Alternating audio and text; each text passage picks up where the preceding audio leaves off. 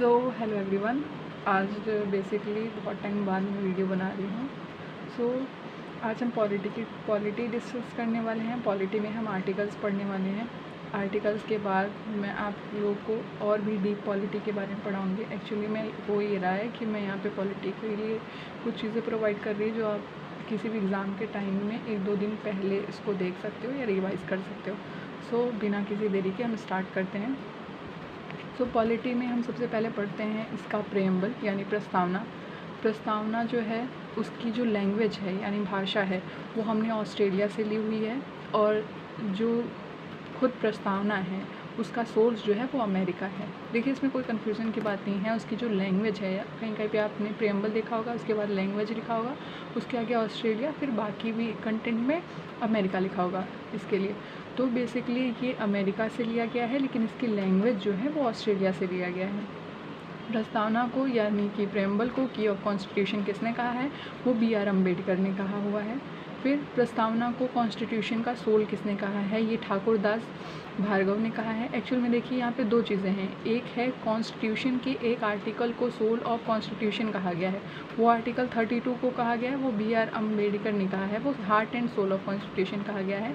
लेकिन यहाँ पे सोल ऑफ कॉन्स्टिट्यूशन है सिर्फ ये ठाकुर दास भार्गव ने कहा है प्रस्तावना के बिहाफ पे। फिर उसके बाद नेक्स्ट चीज़ हम क्या देखते हैं कि प्रस्तावना में भारत शब्द का यूज़ 2 बार हुआ है। लिबर्टी यानी स्वतंत्रता कितनी प्रकार की बताई गई हैं? इसमें 4 प्रकार की बताई गई हैं। Liberty of thought, liberty of expression, liberty of belief और liberty of faith and worship. ठीक। फिर उसके बाद हम देखते हैं कि प्रस्तावना में 3 टाइप्स के न्याय होते हैं या जस्टिस होते हैं, सोशल, इकोनॉमिक और पॉलिटिकल। एक्चुअली में ये जो तीनों चीज़ें हैं ये रशियन रेवोल्यूशन से ली गई हैं। जब रशियन रेवोल्यूशन 1917 में हो रहा था तो वहाँ पे उस रेवोल्यूशन से आई हुई ये 3 जस्टिस हैं, सोशल, इकोनॉमिक, पॉलिटिकल, जो वहाँ से ये ली गई हैं। तो अगर आपसे कोई ये पूछे कि प्रस्तावना में सोशल, इकोनॉमिक और पॉलिटिकल कहाँ से ली गई हैं जस्टिस, तो वो आप बता सकते हैं रशियन रेवोल्यूशन 1917 से ली गई हैं। फिर उसके बाद देखिए क्या है, जो प्रस्तावना में लास्ट में 3 वर्ड ऐड किए गए थे। ज़्यादातर क्वेश्चन में पूछे जाते हैं कि सोशलिस्ट वर्ड किस अमेंडमेंट के थ्रू ऐड हुआ प्रस्तावना में, या कोई ऐसे 3 वर्ड्स के नाम बताइए जो 42 अमेंडमेंट 1976 के थ्रू ऐड हुआ। तो वो हुआ है समाजवाद, पंथनिरपेक्ष, अखंडता, यानी सोशलिस्ट, सेकुलर और इंटीग्रिटी। ये 3 वर्ड ऐड हुए हैं। सोशलिस्ट और सेकुलर वर्ड जो है वो 1950 में जो है आए थे इंडिया में। फिर एज़ यूजुअल जो मैंने बताया, heart and soul of constitution article 32 को कहा गया, B.R. अम्बेडकर ने कहा है। फिर उसके बाद देखिए सोर्स ऑफ इंडियन कॉन्स्टिट्यूशन यानी कहाँ से लिया गया है, तो ये मैं आपको बाद में इस वीडियो के बाद में मैं आपको उसका एक डिटेल प्रोवाइड कर दूँगी जिसमें आपको वो सारी डिटेल्स होंगी। फिर उसके बाद हम नॉर्मली आ जाते हैं आर्टिकल्स पे। तो आर्टिकल्स पे देखिए क्या है, हाँ, तो आर्टिकल्स के लिए बेसिकली मैंने यहाँ पे छोटे छोटे स्लिप्स करके याद करने के लिए चिपकाए हुए हैं, जो कि मुझे एक बार क्विक रिवीजन के लिए काम है। तो पहले आते हैं पार्ट 1। पार्ट 1 में हमारा आता है द यूनियन एंड टेरिटरी, जो कि आर्टिकल होता है 1 to 4। फर्स्ट आर्टिकल में आता है Bharat shall be union of state. अब पूछा जाएगा कि इंडियन कॉन्स्टिट्यूशन में किस वर्ड का वर्णन है कि इंडिया या भारत, आर्टिकल 1 में। तो आर्टिकल 1 में भारत वर्ड का वर्णन है जिसमें कहा गया है Bharat shall be union of state. Second article है इस्टेब्लिशमेंट और admission of any new state, या फिर किसी भी नए स्टेट को जब हम भारत में ऐड करते हैं तो वो आर्टिकल 2 के तहत करते हैं। मतलब किसी स्टेट का अगर करते हैं, जैसे मान लीजिए कि आपका इधर है गुजरात, इसमें से अगर 2 कंट्री अभी और हो जाए तो इसके थ्रू होगा। या फिर आप समझिए यूपी है, यूपी बहुत बड़ा स्टेट है, तो इसके अगर 2 पार्ट कर दिया जाए तो आर्टिकल 2 के तहत होगा। ठीक। फिर article 2A join of any country parliament. तो जो किसी और कंट्री को हम ज्वाइन करते हैं अपने में, जैसे हमने सिक्किम को किया है, तो वो पार्लियामेंट के थ्रू ही होगा, यहाँ पे ये कहना। फिर उसके बाद नेक्स्ट देखिए नेम चेंज ऑफ स्टेट और formation of new state, alternation of area, boundaries और नेम। किसी भी स्टेट का अगर हम नाम चेंज करते हैं, जैसे योगी जी हैं वो कई स्टेट का नाम चेंज कर देते हैं, जैसे इलाहाबाद का नाम प्रयागराज किया, फिर फैज़ाबाद का नाम चेंज करके पूरा ये एक अयोध्या में ही इन्होंने वो कर दिया है। तो ये किसके अंदर आता है? आर्टिकल 3 के अंदर आता है। कितनी स्टेट की कितनी बाउंड्रीज़ होंगी वो आपका इसी आर्टिकल्स के अंदर आता है। फिर आता है आर्टिकल 4, जिसमें ये बताया जाता है कि law made under article 2 and 3 to provide for the amendment incidental constitution matter of the first और फोर्थ शेड्यूल सप्लीमेंट्री। तो इसमें ये कहा गया है कि आर्टिकल 2 और 3 जो है वो इसी के अंदर आता है, उसके अंदर कोई चेंज वेंज जो है वो आर्टिकल वो फर्स्ट और फोर्थ शेड्यूल के अंदर आता है, ठीक है। फिर आते हैं हम पार्ट 2 जो है हमारा सिटीजनशिप 5 to 8। अगर नॉर्मल क्वेश्चन आप पेपर देने जा रहे हैं तो आपको जैसे अगर आप पुलिस का एग्ज़ाम देने जा रहे हैं तो वहाँ पे आपको बेसिकली यही पूछेंगे कि पार्ट 1 में कौन सा आता है, तो आप बता सकते हो यूनियन एंड टेरिटरी आता है। सेकंड में क्या आता है तो आप बता सकते हो सिटीजनशिप आता है जो कि 5 से 11 होता है, ये पूछेंगे। बट अगर आप कोई एंट्रेंस एग्ज़ाम देने जा रहे हो लाइक LLB, क्लैट, या फिर आप ये अभी आ रहा है आपका CUET PG का देने जा रहे हो, इन सब के CUET का नॉर्मल देने जा रहे हो तो उसमें थोड़ा डिटेल पूछेंगे। सिटीजनशिप में देखिए आप कितने आधार पे होता है, जन्म के आधार पे होता है, पंजीकरण के आधार पे होता है, भूमिकरण के आधार पे होता है, देशीकरण के आधार पे होता है। जन्म यानी जब आपका जन्म इसी कंट्री में हुआ हो और फिर आप कहीं चले गए हों उस आधार पे। पंजीकरण यानी आप रजिस्ट्रेशन के थ्रू, भूमिकरण यानी फिर आपके यहाँ पे कोई प्रॉपर्टी हो, और देशीकरण यानी फिर आपका ये देश हो यहाँ पे, तो उसके आधार पे होता है। और नॉर्मली मैंने सिटीजनशिप को कुछ पार्ट्स में यहाँ पे वो किया है, पेस्ट किया है, तो वो देख लेते हैं। सो सिटीजनशिप जो है वो हमारा ब्रिटिश कॉन्स्टिट्यूशन से लिया गया है, ठीक है। और सिंगल सिटीजनशिप, बेसिकली सिटीजनशिप में सिंगल सिटीजनशिप जो है वो ब्रिटिश कॉन्स्टिट्यूशन से लिया गया है कि मतलब भारत की जो नागरिकता है वो एकल नागरिकता है। अगर आपसे कोई पूछे कि भारत की जो है सिटीजनशिप किस प्रकार की है तो आप ये कह सकते हैं एकल नागरिकता है। अब देखिए एकल नागरिकता क्या होती है। एकल नागरिकता ये होती है कि अगर आप इंडिया के रहने वाले हैं और आपने कहीं और जाके रेजिडेंस ले लिया है, या जैसे अक्षय कुमार हैं वो कनाडा के रेजिडेंट हैं, तो वो फिर इंडिया के रेजिडेंट नहीं कहलाएंगे, ठीक है, ये फैक्ट है। फिर देखिए आर्टिकल 5 में क्या कहा गया। आर्टिकल 5 में कहा है कमेंसमेंट ऑफ द कॉन्स्टिट्यूशन, ठीक। कॉन्स्टिट्यूशन के आधार पे who migrated to the person India to Pakistan, जो लोग इंडिया से पाकिस्तान गए हैं उनके लिए है इसमें। फिर 7 में आया है सर्टेन मिग्रेंट्स टू पाकिस्तान, जो पाकिस्तान से मिग्रेंट्स आए हैं उनके लिए। फिर 8 में है Indian origin resident outside the India, जो भारत के मूल निवासी हैं और वो भारत के बाहर गए हैं, ये उनके लिए है। फिर आता है article 9 acquiring the citizenship for the foreign state not be citizen, अगर किसी ने भी फॉरेन स्टेट को एक्वायर किया हुआ है तो वो इंडिया का सिटीज़न नहीं कहलाएगा। फिर 10 है कॉन्टीन्यूएंस राइट ऑफ सिटीज़न, जो है वो उनका जो राइट है, सिटीजन्स का जो राइट है वो कॉन्टीन्यूएंस है, उनको राइट मिलेगा। तो ये आपको शायद नहीं दिख रहा होगा, एक सेकेंड जस्ट, हाँ, तो ये हो गया। फिर उसके बाद आता है 10, तो मैंने बता दिया कि उनका राइट है। फिर आता है 11 में parliament to regulate the right of citizenship by law, तो पार्लियामेंट का ये अधिकार है कि वो कैसे सिटीजनशिप के राइट्स को रेगुलेट करते हैं, उसमें क्या ऐड करते हैं, वो पार्लियामेंट इसमें चेंजेस कर सकती है, ये इसमें बताया गया है। फिर अब आगे देखते हैं आर्टिकल 12 हमारा क्या डिफ़ाइन करता है। एक्चुअली हमने यहाँ पे आर्टिकल 12 डिफ़ाइन नहीं किया हुआ है, तो इसलिए मैंने आपको यहाँ अलग से लिख के दे दिया है। आर्टिकल 12 हमारा डिफ़ाइन करता है स्टेट को, ठीक है, उसके अंदर डिफिनीशन आती है स्टेट की आर्टिकल 12 के अंदर। इसके आगे भी आपके हैं कुछ आर्टिकल्स जिसमें स्टेट को डिफिनेशन दी गई है। फिर आर्टिकल 30 में दिया गया है the law in consist with the derogation of fundamental right. Actual में होता क्या है, आर्टिकल 13 एक तरीके से फ़िल्टर है किस चीज़ का, फंडामेंटल राइट्स का। ये फंडामेंटल राइट्स को फ़िल्टर करने का काम करता है, यानी फंडामेंटल राइट में से भी जो यूज़फुल राइट हैं उनको निकालना और बाकी जो वेस्ट हैं उनको निकाल देना और जो यूज़फुल है उनको रखना, ये इसका बेसिकली काम है, ठीक है। तो ये कई जगहों पे आपका इस तरीके से यूज़फुल मतलब काम आता है। फिर देखिए फिर आता है आपका आर्टिकल 12 to 35। 12 to 35 बेसिकली आपका पार्ट 3 है। पार्ट 3 में आपका आता है फंडामेंटल राइट। तो हमने पार्ट 1 में क्या पढ़ा, यूनियन एंड टेरिटरी। पार्ट 2 में हमने पढ़ा सिटीजनशिप। पार्ट 3 में आता है फंडामेंटल राइट, जो कि 12 से होता है 35। अब देखिए यहाँ पे एक और एग्ज़ाम में आपका क्वेश्चन क्या बन जाता है कि आपके फंडामेंटल राइट कितने टाइप्स के हैं, कॉन्स्टिट्यूशन में कितने टाइप्स के फंडामेंटल राइट का उल्लेख किया गया है। तो बेसिकली कॉन्स्टिट्यूशन में फंडामेंटल राइट 6 टाइप के हैं। अब वो कैसे, मैं आपको आगे बताती हूँ। देखिए पहला फंडामेंटल राइट है, आपको मैंने 12-13 बता दिया। 14 है इक्वालिटी बिफोर लॉ, मतलब कि कॉन्स्टिट्यूशन के या लॉ के सामने सभी लोग बराबर हैं। सभी लोग में सभी लोग का मतलब सभी लोग। फिर आर्टिकल 15 में देखिए, आर्टिकल 15 में है prohibition on discrimination of the ground of the religion, race, caste, sex, birth place. तो किसी के डिस्क्रिमिनेशन यानी कि किसी के भी ऊपर आप उसके रेस, कास्ट, सेक्स, बर्थ के हिसाब से आप भेदभाव नहीं कर सकते हो, ठीक है।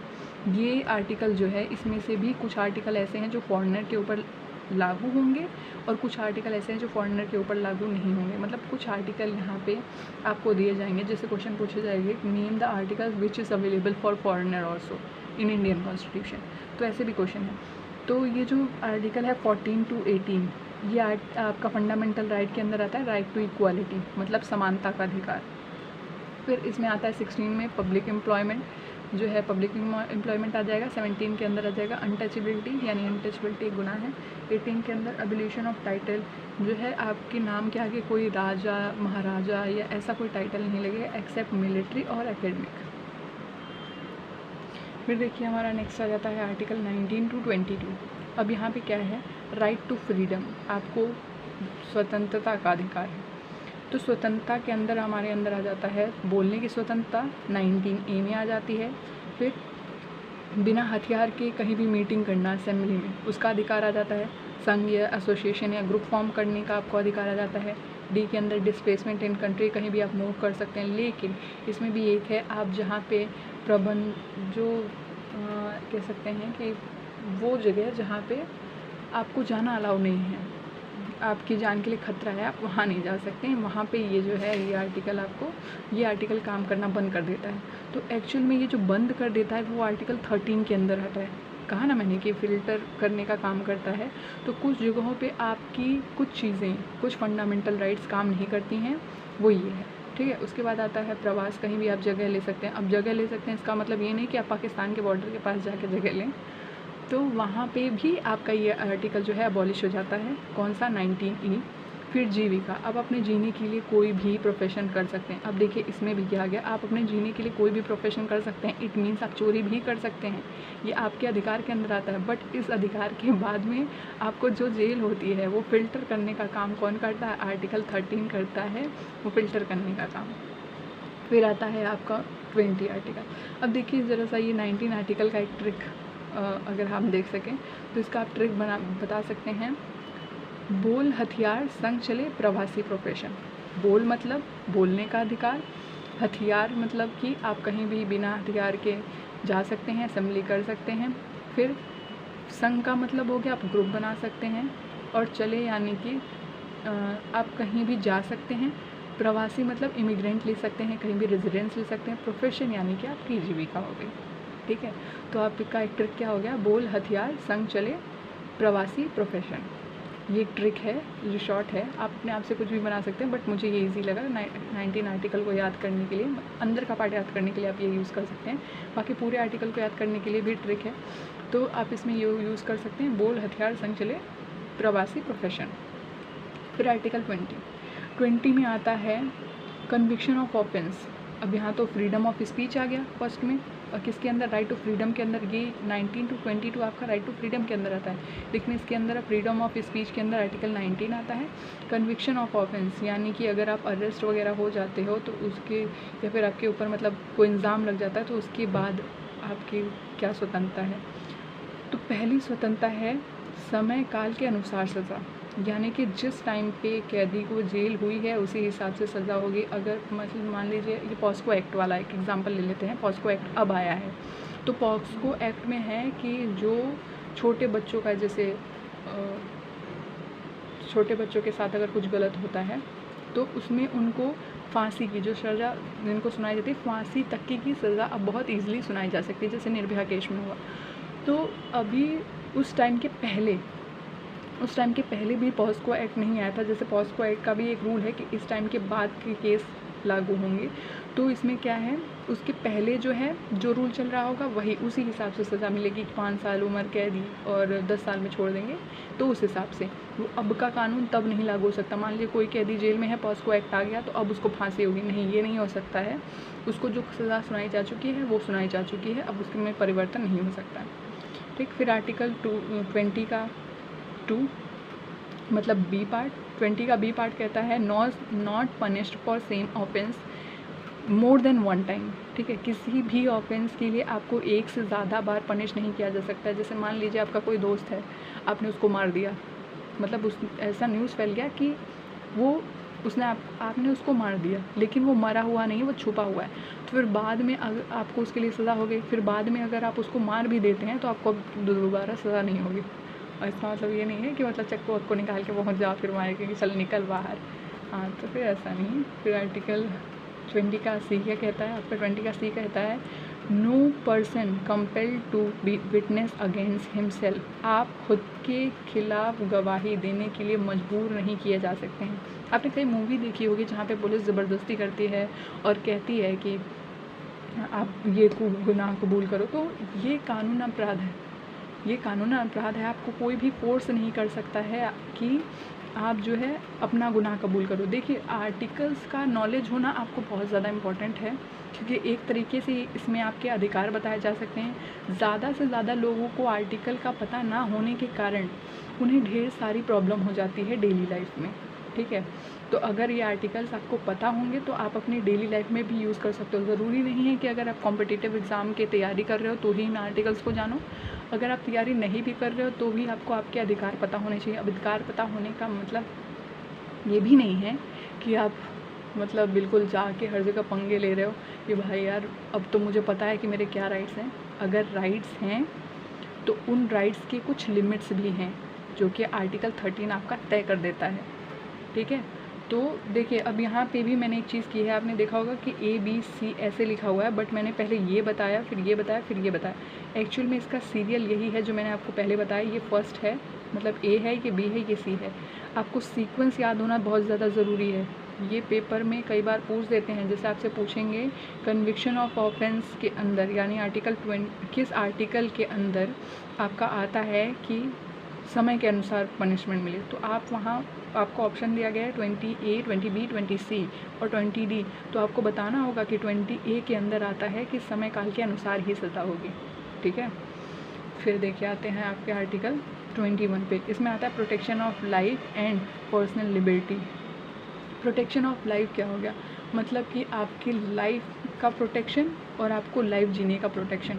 अब इसके अंदर आपको स्वतंत्र रूप से मरने का भी अधिकार आता है, लेकिन उसका भी एक प्रोसेस होता है। लाइक जैसे लोग समाधि जो लेते हैं, मान समाधि लेते हैं, वो इनकी प्रोटेक्ट लाइफ ऑफ लिबर्टी के अंदर आ जाता है। बट अगर आप सुसाइड करते हैं तो ये आपकी लाइफ ऑफ लिबर्टी नहीं है, इसमें आपको सज़ा हो सकती है। अगर आप मरने की कोशिश कर रहे हैं और आप बच गए हैं तो आपको सज़ा हो सकती है, बट अगर आप मर गए हैं तो फिर तो it's impossible. Let's change the topic. फिर इसके अंदर क्या आता है 21A के अंदर, अब ये तो 21 आ गया लाइफ ऑफ लिबर्टी, ठीक है, पर्सनल लिबर्टी आ गया। और इसके 21A के अंदर आता है 16 to 14 ईयर्स के जो बच्चे हैं उनके लिए एजुकेशन कंपलसरी, ये फंडामेंटल राइट है। इसको एक तरीके से आर्टिकल 51K में भी दिया गया है कि पेरेंट्स को 6 से 14 साल के बच्चों को एजुकेशन देना अधिकार है, उनका अधिकार है ये लेना, ठीक है। और फिर एक चीज़ क्या मैं बताने जा रही थी कि कुछ ऐसे आर्टिकल्स हैं जो आपके इमरजेंसी में भी हटते नहीं हैं, वो है आर्टिकल 20 एंड 21। ये दो आर्टिकल एक ऐसे हैं जो इमरजेंसी के टाइम में भी हटते नहीं हैं। ये आपका कितनी भी इमरजेंसी लग जाए ये रहेंगे ही आर्टिकल, ये नहीं हट सकते हैं, ठीक। फिर आता है आर्टिकल 22 प्रोटेक्शन अगेंस्ट अरेस्ट। अब अगर आप गिरफ़्तार हो जाते हो, मान लीजिए आपने चोरी की है, आप गिरफ़्तार हो जाते हो, तो उसमें आपके क्या क्या अधिकार हैं वो ज़रा जान लेते हैं।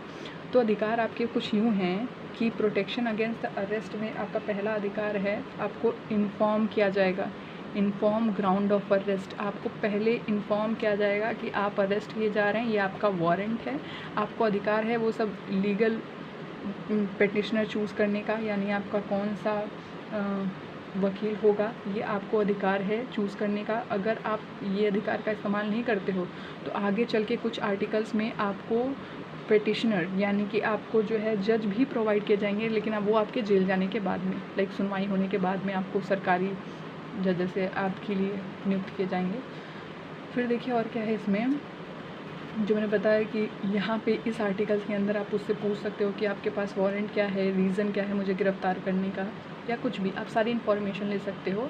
ये आपका अधिकार है और उस वक्त कोई भी पुलिस वाला या फिर कोई भी जो आपको अरेस्ट कर रहा है वो इन सब चीज़ों को देने से या बताने से आपको मना नहीं कर सकता है। अगर उसने आपको मना किया है तो आप उसके खिलाफ़ अगेन कंप्लेंट रजिस्टर कर सकते हो और उसे आप जेल भेज सकते हो, उसके खिलाफ़ कार्रवाई कर सकते हो, उसे सस्पेंड करा सकते हो। ठीक है, तो इन सब चीज़ों का भी आपको ज्ञान होना ज़रूरी है। फिर आप देखिए legal petitioner of his choice, उसकी पसंद का, यानी जो कैदी है उसके पसंद का या जो गिरफ्तार हुआ है उसकी पसंद का पिटिशनर वहाँ पे ज्वाइन हो सकता है, अपॉइंट हो सकता है उसके लिए। फिर आता है नियरेस्ट मजिस्ट्रेट इन 24 आवर्स। अब देखिए इसमें क्या है, और बेल इन 24 आवर। इसमें ये आता है आपका कि आप कोई भी ऐसे आपका फ्रेंड है, आप आजकल के टाइम में क्या होता है कि कुछ लोग दुश्मनी के चक्कर में, लड़की के चक्कर में किसी को उठा के ले गए, ठीक है, तो अगर 24 घंटे के अंदर आपका जो दोस्त है उसको मजिस्ट्रेट ऑफिस नहीं पहुंचाया गया, ठीक है, 3-4 दिन तक पुलिस वालों ने उसको अपनी हिरासत में रखा है, अगर संडे वनडे नहीं है, बंद नहीं है, जो भी हो, उसको 24 आवर के अंदर नहीं पहुंचाया है, तो आप फिर पुलिस वाले के अगेंस्ट में कंप्लेंट कर सकते हो, ठीक है। और 24 आवर्स के अंदर आप उसकी बेल करा सकते हो लड़की की, जो अभी तक गया नहीं है कहाँ पे, मजिस्ट्रेट के पास। बहुत ज़्यादा ज़रूरी है, क्योंकि आजकल के टाइम में क्या होता है कि प्रिजन किलिंग भी होती है बहुत ज़्यादा, यानी जेल में भी बहुत ज़्यादा हत्याएं होती हैं। तो लोग क्या करते हैं, पुलिस वाले कुछ ऐसे होते हैं कि जैसे कुछ राजनेता, पॉलिटिकल, समझ रहे हैं, मैं खुले तरीके से नहीं कह सकती यहाँ पे, बट हाँ ये सबको पता है कि नॉर्मली ऐसा होता है कि जेल में भी कैदी मर जाते हैं। तो अगर उन्होंने 24 घंटे के पहले मार के ऐसे मार डाला, ऐसे वाला सिस्टम ना, तो 24 घंटे के अंदर उनको पेशी करना बहुत ज़्यादा इंपॉर्टेंट हो सकता है। वो 24 घंटे से ज़्यादा किसी कैदी को अपने पास बिना पेशी के नहीं रख सकते हैं। फिर बेल होती है 24 घंटे में आप बेल करा सकते हो।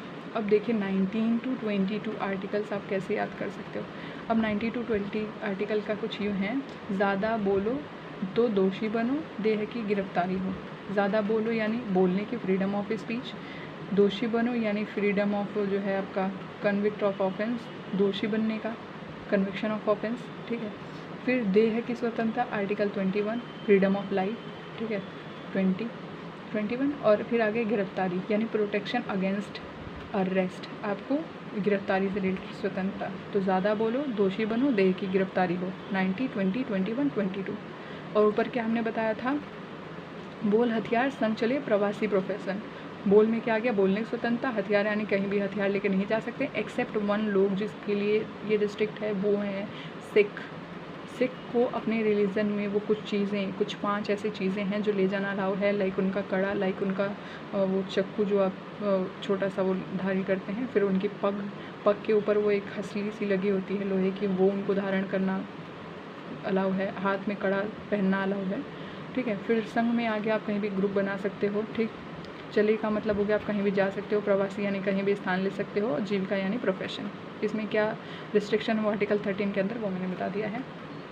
सो वीडियो हो चुकी है 23 मिनट्स की, बेसिकली लंबी हो चुकी है, तो अभी इतने ही आर्टिकल मैं स्टॉप करनी हूँ, बाकी आर्टिकल नेक्स्ट वीडियो में, ठीक है। तब तक इतना रिवाइज़ करिए, अभी थोड़ी देर में ही या फिर कुछ टाइम बाद में जैसा रिस्पॉन्स आएगा वीडियो पे, नेक्स्ट वीडियो भी अपलोड हो जाएगी। So thank you so much for watching it, please like, subscribe, comment and please share it. Thank you so much.